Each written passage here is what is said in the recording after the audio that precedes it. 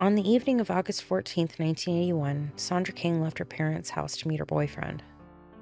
This was the beginning of her last weekend at home before she returned to college for the fall semester, and they had decided that they would do something special to end the summer.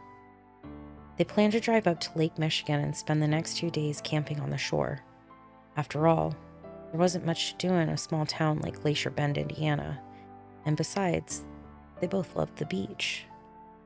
They had been going there since they were children. It seemed like the perfect way to have fun and relax before going back to the grind of school. Sandra was barely 18, still fresh to the real world with all the hopes and dreams that we carry until the weight of reality crushes them out of us. Every photograph I saw of her featured her smiling broadly. It was true happiness, too, not the kind that you try to manufacture when someone is taking your picture. It was the kind of happiness that extends to a person's eyes and shines through. Normally, Sandra would have driven to her boyfriend's house. Her parents had given her a car the day that she turned 16. They couldn't afford a new one for her, but that used station wagon sitting in the driveway that morning must have seemed like the greatest thing ever made to her. There wasn't anywhere for her to park it near her boyfriend's house, however, so she had been forced to walk. It was only a few blocks away. Besides, it was cooler that night than it had been in weeks. That part of the state had been suffering through record heat, but the temperatures had chosen that particular evening to finally come down to something reasonable. It must have been a pleasant stroll. Maybe she sang a song to herself as she walked down the sidewalk with her duffel bag slung over her shoulder. Music was a big part of Sandra's life. She sang in both church choir and in show choir at her college. 4 hours later, Sandra's boyfriend called her parents to check on her. She had never arrived at his house, and he was wondering if she was ill or had been otherwise delayed. Her mother informed him that she left right on time and should have been there hours ago. She hung up the phone and immediately called the police. The local authorities spent the next 3 days searching for Sandra. They were unable to find any evidence that explained her disappearance, and none of the neighbors had seen what had happened to her. As far as they could tell, she had simply vanished. On the night of the third day, an elderly woman was walking her dog in a neighborhood roughly 5 miles away from Sandra's house. As she was passing an empty house that was for sale, her dog began to act strangely. It pulled its leash until she lost her grip, then slipped underneath the wooden gate leading into the yard. She followed her dog and found it sniffing at a thick group of rose bushes along the side of the house. When she knelt down to pick up the dog, she noticed the tips of 3 fingers sticking out from under the foliage. Sandra King's body had been found. The police weren't able to determine who the killer was. There was surprisingly little evidence on Sandra's body or in the area around it. All that they were able to determine was that her neck had been broken and that the place her body was found was not where she had been killed.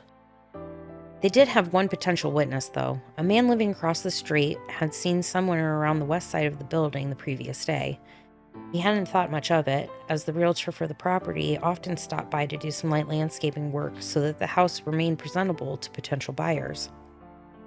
He couldn't say for sure that it had been the realtor, however, as it had been dusk and the light from the setting sun made it difficult to make it out.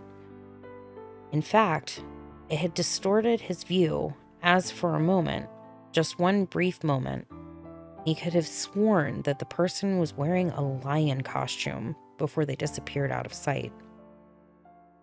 My name is Katherine Jerome, and you're listening to the Dead and Buried Crimes podcast.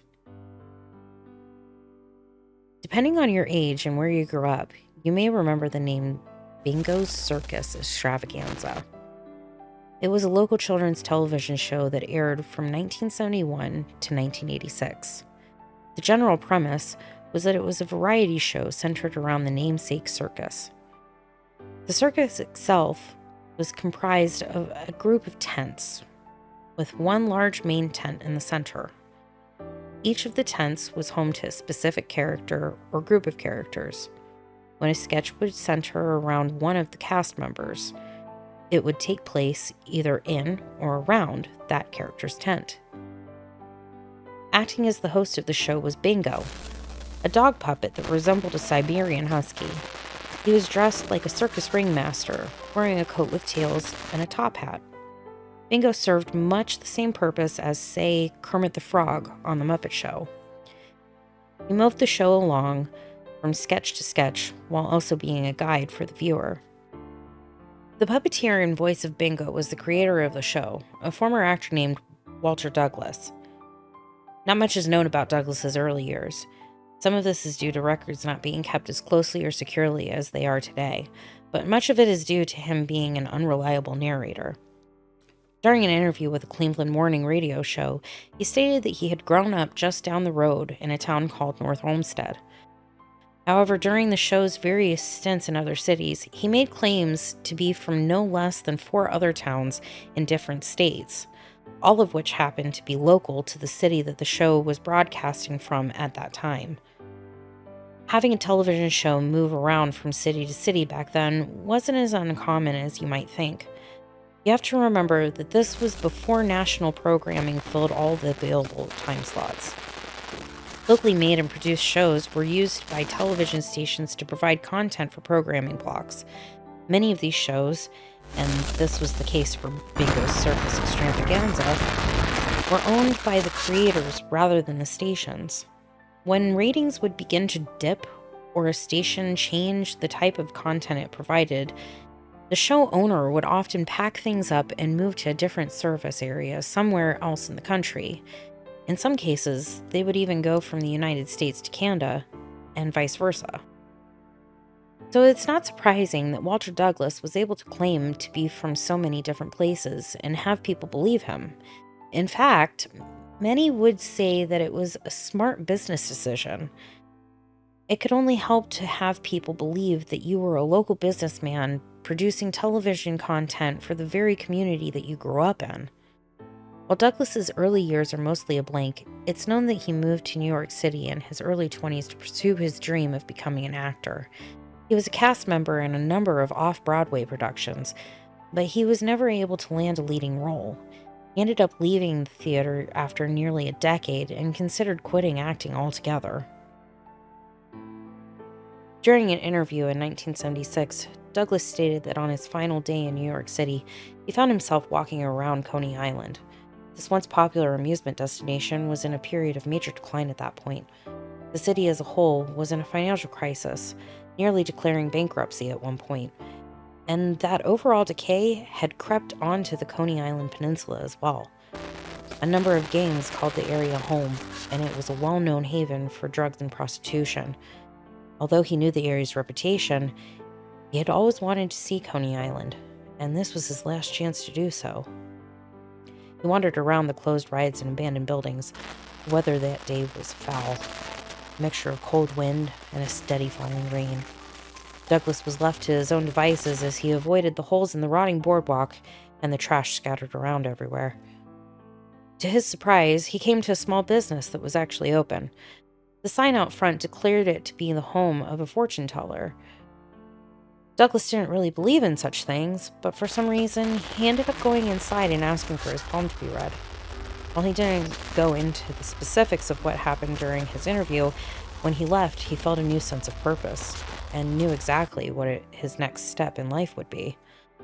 The first episode of Bingo's Circus Extravaganza first aired on a television station based in Des Moines, Iowa, in the spring of 1971. Douglas had developed the show, created the set and characters, and pitched and sold the concept to a television station in less than 2 years.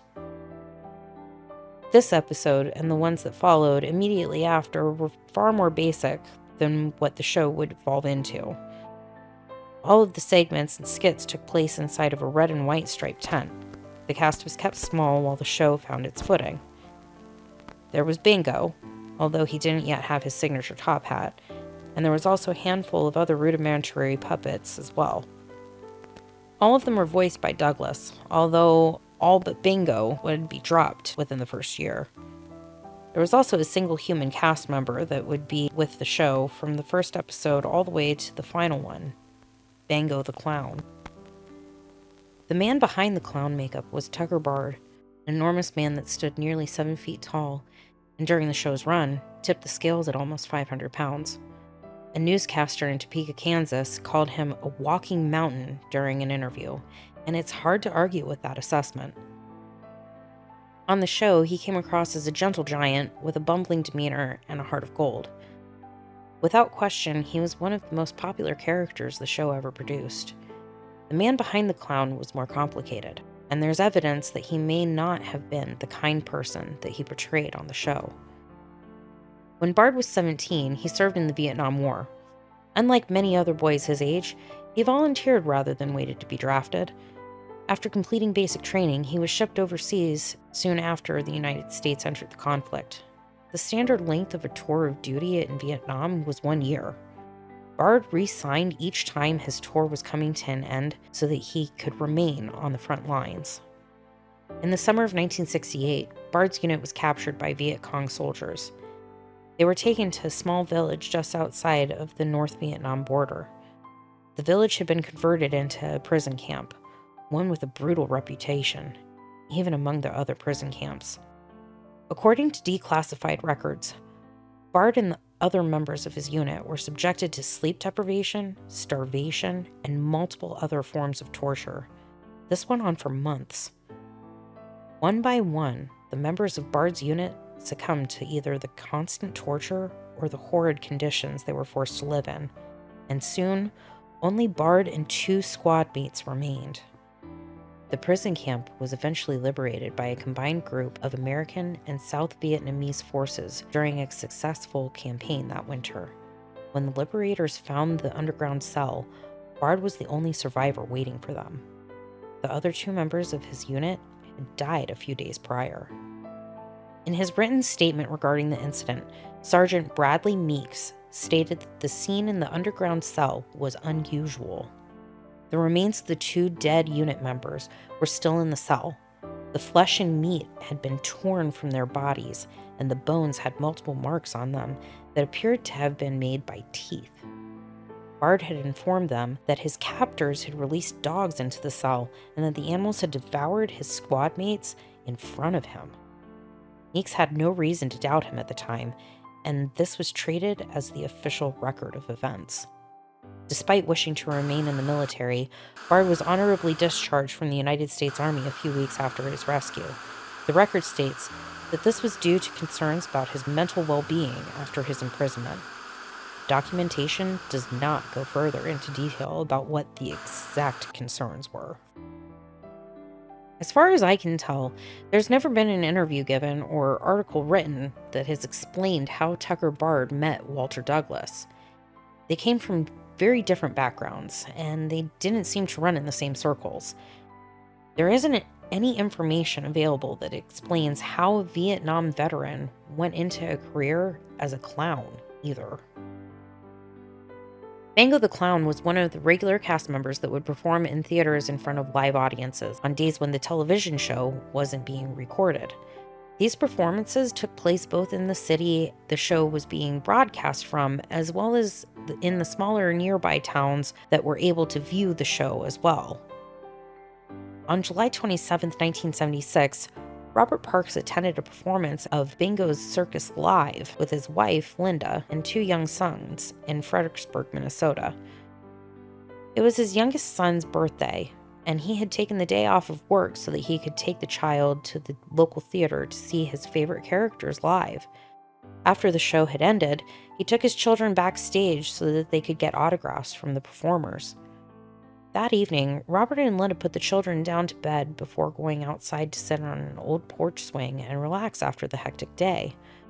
They enjoyed each other's company for about an hour before Linda went inside to fold some laundry and put a new load into the washing machine.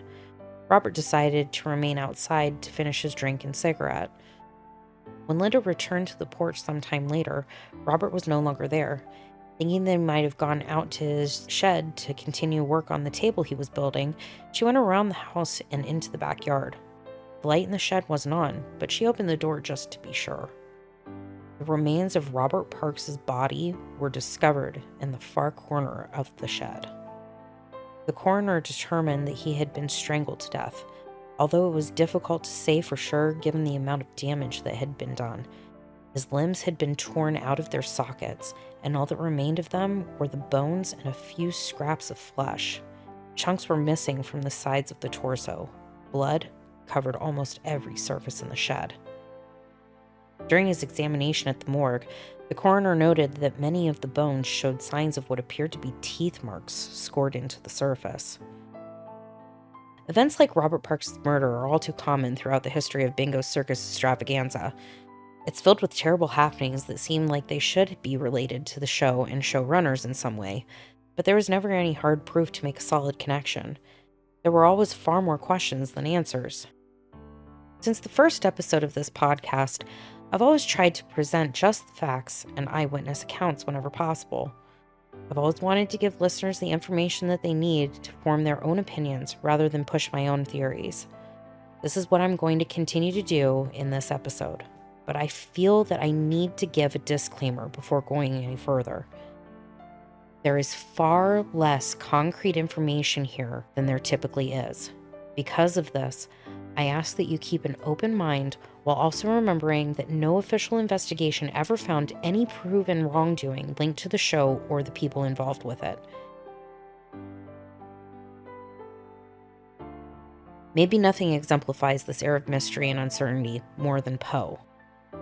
While Poe was the third of the original 3 show characters, there's far less known about her. In fact, despite spending countless hours researching her, I wasn't able to find much at all. I couldn't even find her real name. One of the most common theories is that Poe was originally the mysterious palm reader that inspired Walter Douglas's creation of Bingo's Circus Extravaganza. While I wasn't able to confirm that, it does make sense. On the show, Poe was presented as a mystical fortune teller that had a booth outside of the main tent. Like Bango, she was a real person as opposed to a puppet. She usually wore a long black dress and a matching lace veil. She would sit in her booth with a large crystal ball and give out fortunes for Bango. These wouldn't be actual predictions, but were instead used as transitions. Bango would visit Poe once an episode, and she would give a prediction that a cartoon or skit was about to begin. Many people that watched the show as children reported feeling that Poe was, for lack of a better term, a little creepy. She didn't show much emotion during her segments, and her choice of dark clothes clashed with the colorful and upbeat aesthetics of the rest of the cast and sets. It also felt like the segments themselves didn't really fit in the show. Bango himself was already there to keep things moving along. There didn't need to be another way to accomplish this. Likely this was done simply to provide a bit of variety for the transitions. Why did Poe dress in almost funeral-like attire, though? And why was she always so cold compared to the other cast members? If a man named Dale Underwood is to be believed, the answer is more sinister than you probably think. In January of 1985, Underwood worked as a self-employed maintenance man in Sioux Falls, South Dakota. He was, by all accounts, a good man that had unfortunately found that the world doesn't necessarily treat good people well. 2 years prior, he had been less than a month away from marrying his high school sweetheart when a car she was driving in with her mother was struck by a drunk driver who ran a red light. She was pronounced dead at the scene. Saddened by the loss, Underwood somehow found the strength to go on with his life. A little over a year after the tragedy, he even began dating again, although these dates were few and far between. The odd hours that his job required made it difficult to make time for romance. Late one evening that January, he received a call asking him to repair a boiler at a local television station. It had broken down a few hours earlier, and the station manager was worried not just about the dropping temperatures affecting his employees, but also that the old building's pipes would freeze. Underwood quickly accepted. It was a weekend job, a night job, and a rush job. The combination meant that he would be charging his highest rate. The boiler ended up needing only minor repairs. He finished the job in less than 2 hours and restarted the unit.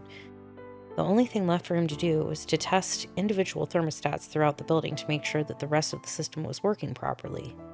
Each studio in the station had its own thermostat.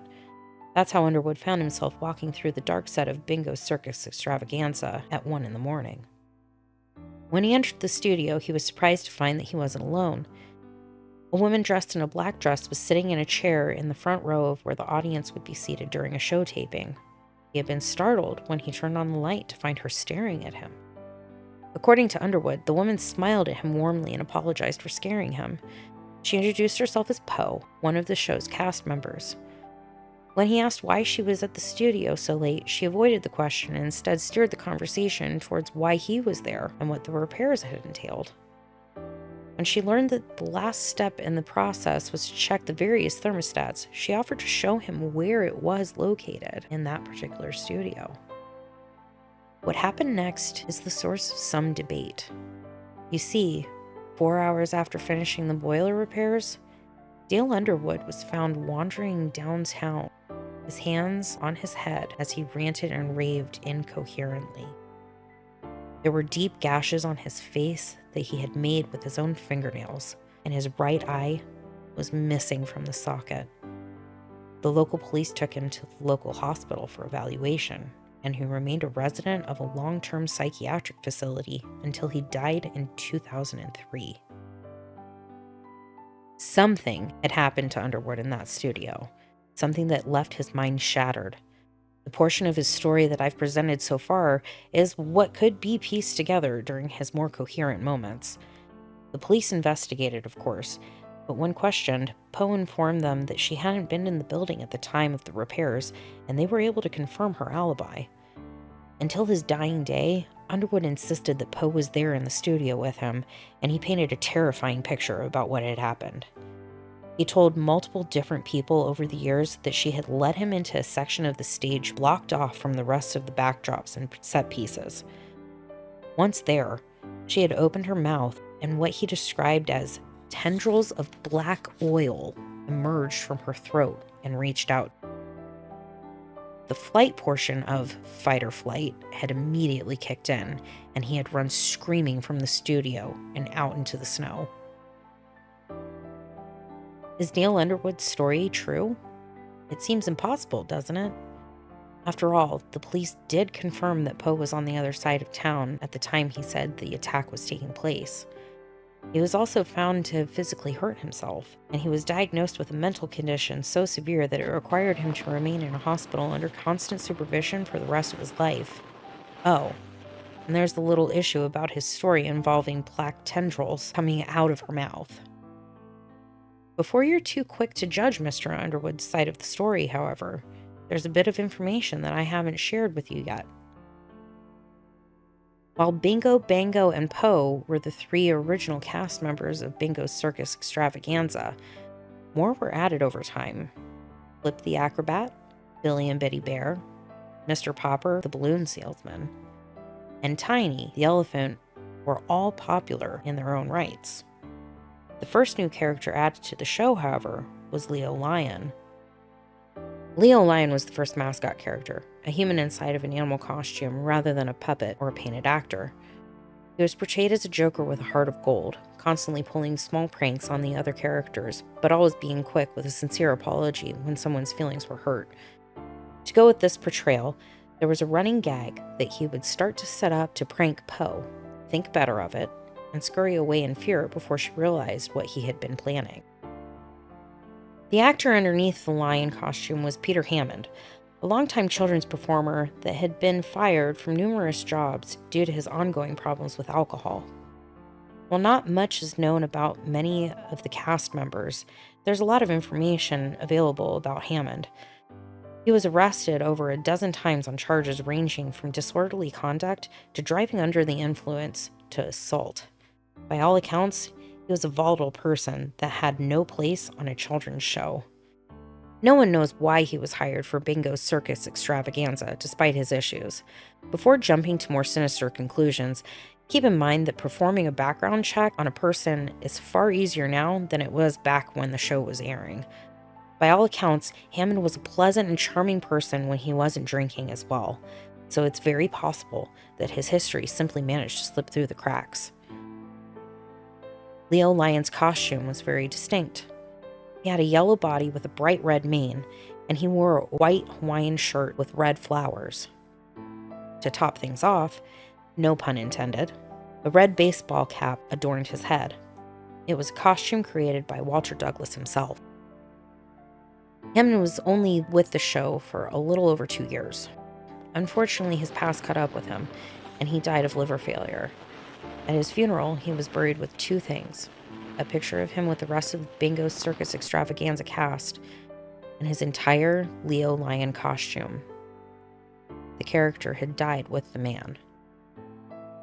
At the beginning, I told you about the murder of Sandra King, the hopeful teenager from Glacier Bend, Indiana, with her whole life in front of her.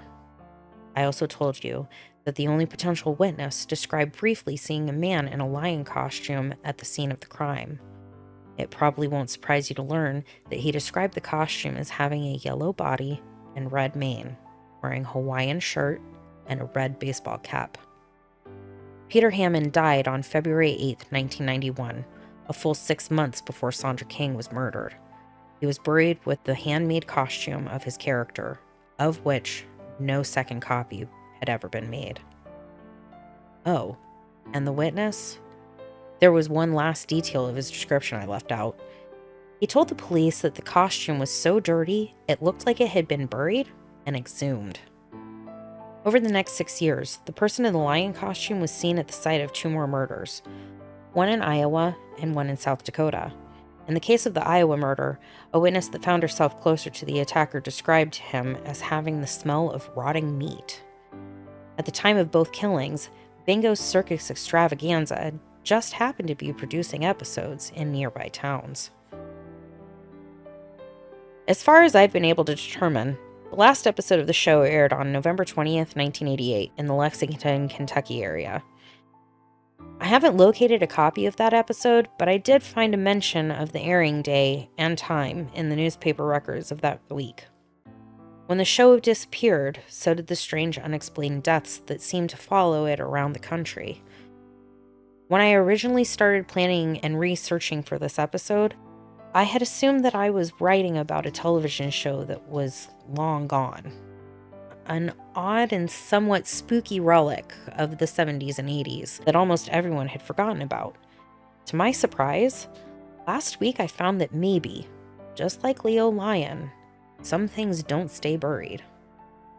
A little over 2 weeks before I'm recording this, a number of people online reported having seen a short video on various social media sites showing part of an episode of Bango's Circus Extravaganza. The quality of the clip made it clear that it was a modern production, and at the end of it was a black screen with the words "Coming Soon" written in white. I've been searching for it, but I've been unable to locate the video anywhere, and even the people that originally posted about it have said that they're unable to find it again. A few people have even gone so far as to say that it doesn't even appear in their browser history anymore. It would seem that, nearly 35 years later, nothing is as straightforward as it seems with Bango's Circus Extravaganza.